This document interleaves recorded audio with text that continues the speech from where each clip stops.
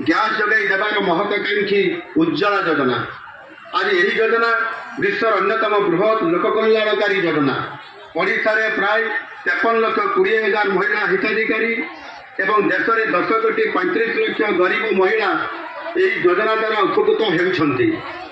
ସବୁବେଳେ ପ୍ରଧାନମନ୍ତ୍ରୀଙ୍କ ପ୍ରାଥମିକତା ଭିତରେ ଗରିବ, ଯୁବକ, ମହିଳା ଓ କୃଷକ ରହି ଆସିଛନ୍ତି। ସୁଭଦ୍ରା ଯୋଜନାକୁ ଆମେ ଯୁଗାନ୍ତକାରୀ ଓ ବୈପ୍ଳବିକ ଏଇଥିପାଇଁ କହୁଛୁ ଯେ ଏହି ଯୋଜନା ଓଡ଼ିଶାର ମହିଳାମାନଙ୍କର ଅବଦାନ ପ୍ରତି ଆମର ନମ୍ର ତଥା କୃତଜ୍ଞତାପୂର୍ଣ୍ଣ ସ୍ୱୀକୃତି। ଏହି ଯୋଜନାରେ ଡାଇରେକ୍ଟ ବେନିଫିଟ୍ ଟ୍ରାନ୍ସଫର ଡିବିଟି ମାଧ୍ୟମରେ ଓଡ଼ିଶାର ମା'ମାନଙ୍କ ବ୍ୟାଙ୍କ ଖାତାକୁ ସିଧାସଳଖ ଅର୍ଥ ପ୍ରଦାନ କରାଯିବ, ଯାହାକୁ ସେମାନେ ନିଜ ଆବଶ୍ୟକତା ଅନୁଯାୟୀ ବ୍ୟବହାର କରିପାରିବେ। ଏହି ଅର୍ଥକୁ ସେମାନେ କ୍ଷୁଦ୍ର ବ୍ୟବସାୟ, ଘରୋଇ ଉଦ୍ୟୋଗ ତଥା ପିଲାଙ୍କ ଶିକ୍ଷା ପାଇଁ ବିନିଯୋଗ କରିପାରିବେ।